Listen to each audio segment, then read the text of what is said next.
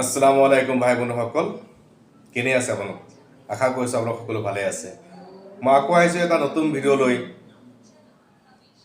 আজিৰ ভিডিঅ'ত কথা পাতিম এটা ৰহুনৰ বিষয়ে। এটা ৰহুন যে ইমান শক্তিশালী, দুজন মানুহক এনেকুৱা শত্ৰু বনাই দিব পাৰে। দুজন মানুহক যদি শত্ৰু বনাবলৈ বিচাৰিছ, এটা ৰহুনেই কৰিব পাৰে, ইমান শক্তিশালী। কিন্তু মানুহক এনেকুৱা কৰাটো বেয়া, যে দুশ্মনী কৰা, মাৰপিট কৰোৱা, কিবা কৰোৱা, এইবোৰ বেয়া কথা। তথাপি মই তাৰমানে এই কথাখিনি জানিবৰ কাৰণে কৈছোঁ। যদি কোনোবাই বহুত টাং কৰিছে, বহুত দিগদাৰ দি আছে, হয়তো মোৰ মাইকী বেলেগৰ লগত পলাই গৈছে, বেলেগক ভাল পায়, কোনোবাই আমাৰ দুশ্মনী কৰিয়ে আছে, তেনেকুৱা ক্ষেত্ৰত যদি কৰিব পাৰে, কাৰণ ভাল হ'ব। কাৰণ সেইজন লগ বেয়া হয়, আকৌ ঘূৰি আহিব লাগিব, বাধ্য হৈ যাব, নহয় জানো? আকৌ কি হয়, দুজন লগৰ বন্ধুত্ব হৈ কাজিয়া মিন্স মোৰ লগত লাগি আছে, সেই দুজন বেয়া হোৱাৰ পিছত হয়তো মোৰে লগ হ'ব, নহয় জানো? ভালেই কথা, নহয় জানো? এই মানুহ মিলি চলিব লাগে। সেইকাৰণে ভাল ক্ষেত্ৰৰ কাৰণে কৰিব পৰা, বেয়া ক্ষেত্ৰৰ কাৰণে কামটো নকৰিবি।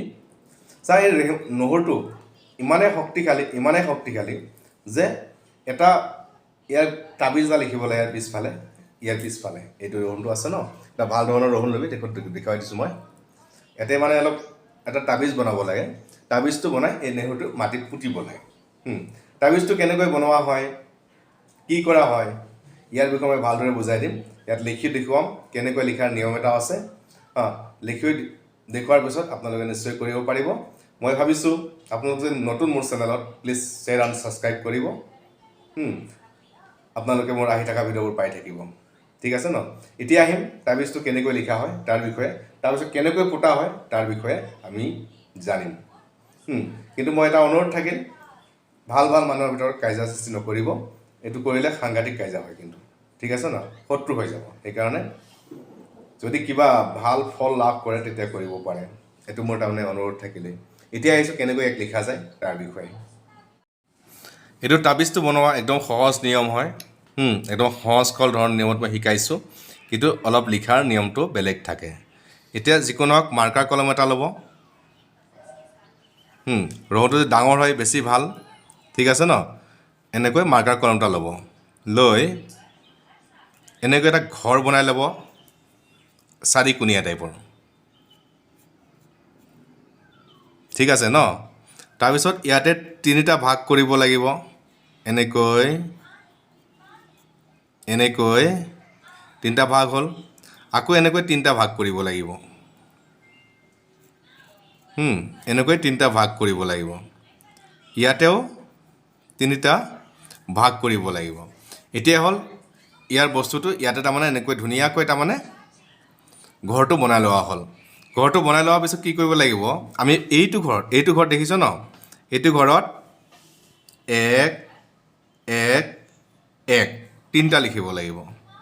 তাৰপিছত এইটো ঘৰত 2 2 2 তিনিটা লিখিব লাগিব। তাৰপিছত এইটো ঘৰত 3 3 3 তিনিটা লিখিব লাগিব।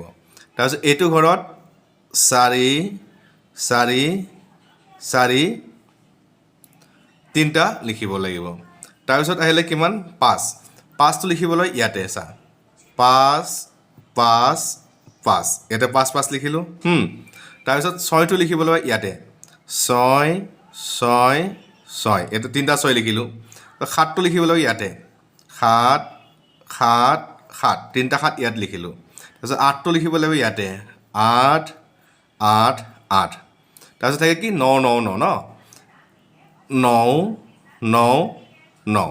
এই তাবিজটোৱে বৰ্তমান লিখা হ'ল। প্ৰথমতে কি লিখিছোঁ, যেনেকৈ মই কৈছোঁ ঠিক তেনেকৈ লিখিব। যদি কিবা কনফিউজ আছে মোক সুধিব পাৰে, ঠিক আছে ন? তাৰপিছত কি কৰিলে, যিজন মানুহক দুজনৰ ভিতৰত শত্ৰু বনাব বিচাৰিছ, ধৰি লোৱা মই ইয়াতে লিখিছোঁ এটা মানুহৰ নাম,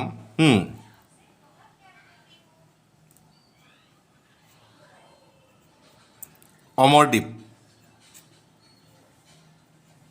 ঠিক আছে? এজন মানুহৰ নাম লিখিছোঁ। তাৰপিছত ইয়াতে লিখিছোঁ আনিছ, এনে লিখিছোঁ মই